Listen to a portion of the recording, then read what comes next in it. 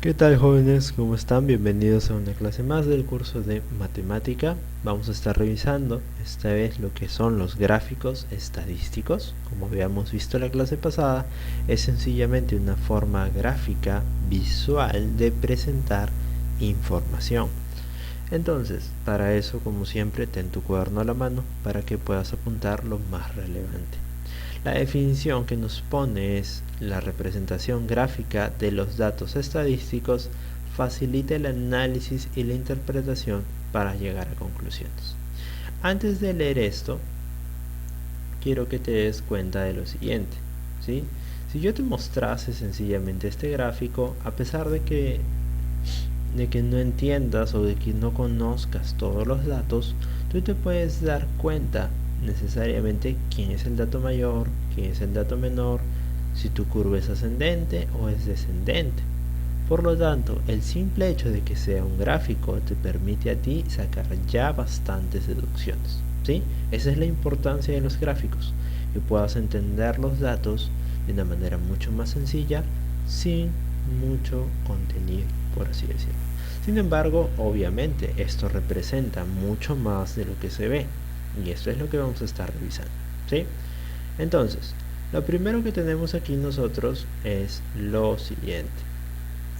Te dice: el gráfico de barras es el tipo de gráfico que se utiliza para presentar variables cualitativas o cuantitativas, es decir, de cualidades o de cantidades, ¿sí?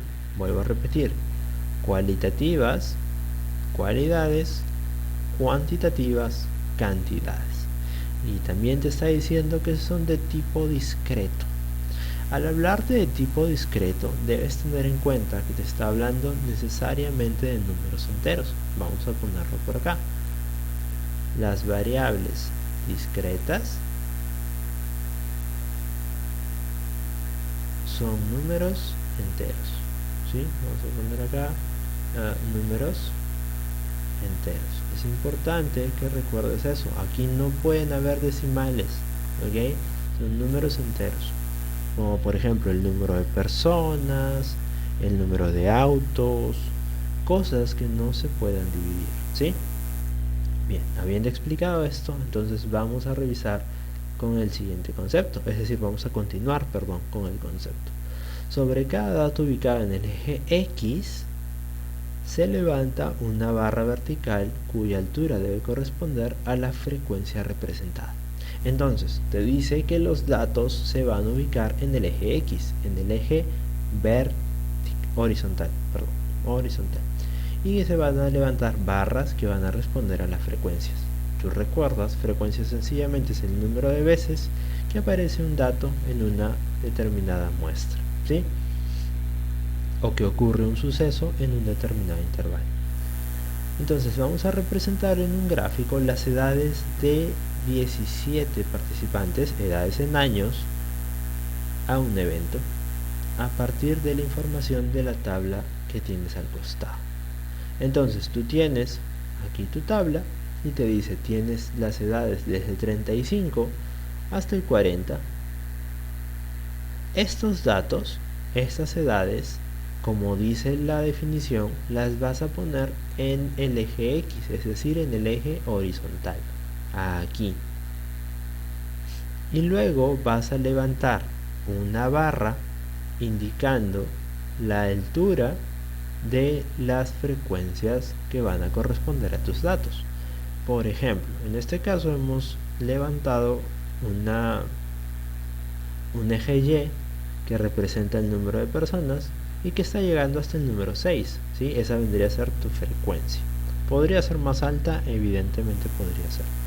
No te olvides siempre que, a modo de comprobación, todo esto de aquí, toda tu frecuencia, tiene que siempre sumar la muestra. Te dijeron 17 alumnos o 17 personas, perdón, y precisamente tu número de datos tiene que ser 17, ¿correcto? Entonces comenzaríamos diciendo nosotros lo siguiente: 35 personas solo tiene una, por lo tanto mi barra la levanto hasta el número 1. 36 solo tiene 2, la levanto hasta el número 2, ¿sí? Hasta ahí 37 tiene 6, ok, la levanto hasta acá.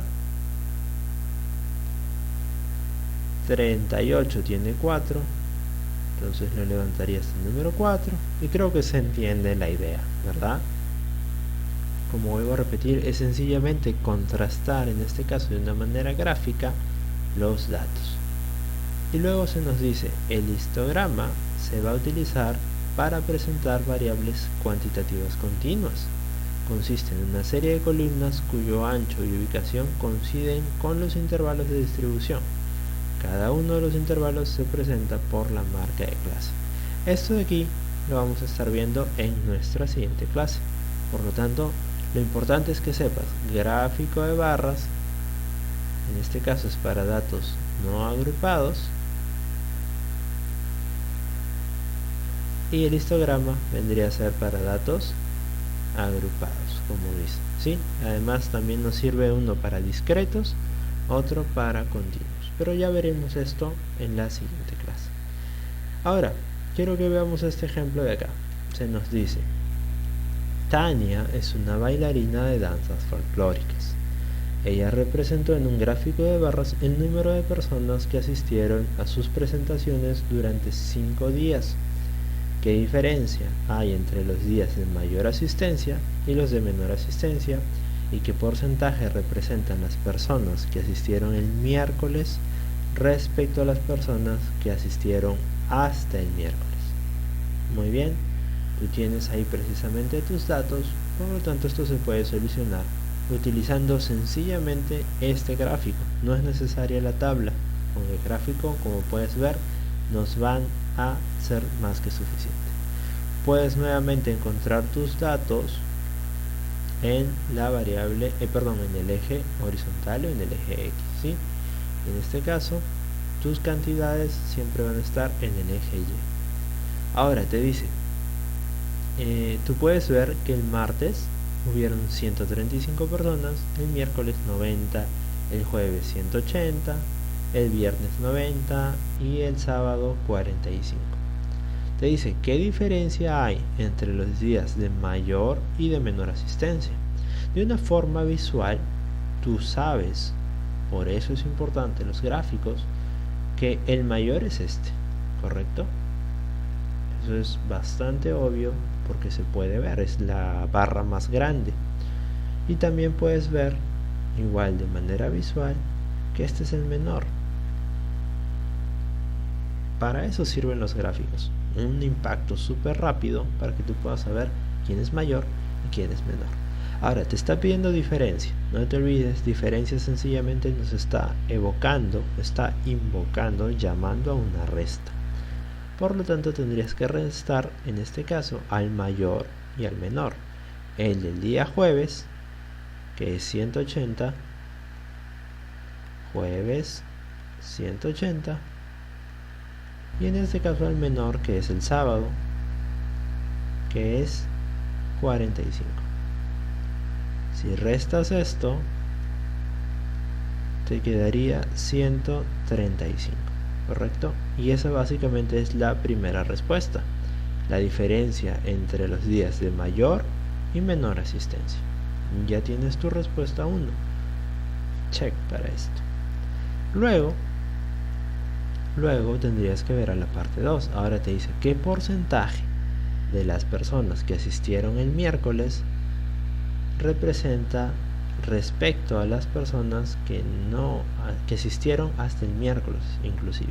Entonces está diciendo, estas personas qué porcentaje representan respecto a las que asistieron hasta el miércoles, es decir, martes y miércoles, ¿sí?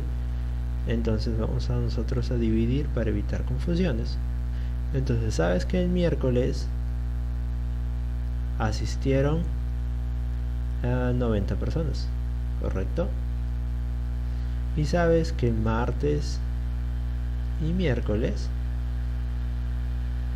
asistieron 135 más 90. Martes 135, miércoles 90, y esto nos daría 225. Ese es tu total, ¿sí? Ahora te dice qué porcentaje representa las personas que asistieron el miércoles respecto a las personas que asistieron hasta el miércoles. Ok. Entonces, para esto se usa lo que se conoce como la regla de 3 simples. En este caso, tu 100%, porque nos están hablando de porcentajes, tu 100% va a ser igual a decir 225. ¿Cuánto representa el 90% de esto? 90 personas. ¿Cuánto representa este 100%? Como no lo sé, pongo una X. Por lo tanto, mi respuesta sería la siguiente. Para mi respuesta, vamos a hacer un poquito más pequeño el pincel para que entre. Ya. Entonces, X sería igual a decir, usamos regla de 3 simple, sería 90 por 100 entre 225. ¿Ok? Por lo tanto, X en este caso sería igual a decir 90 por 100 sería 9000, si no me falla la memoria. Y en este caso, 9000 entre 225 sería, a ver si me ayudan con eso por favor, 9000 entre 225 sería 40. ¿Sí? Acá tú sacas, haces tu división y te sale 40. Pero no te olvides que estás hablando de porcentajes. Por lo tanto sería 40%. ¿Sí? En este caso vuelvo a repetir, regla de 3 simples. 225 es tu total, ese sería tu 100%, y tú quieres averiguar cuánto equivale el número 90 de ese 100%. Aspa, y por eso es que X sería igual a decir 90%, y este de acá sería X por 225, pero despejando X te queda así. ¿Sí?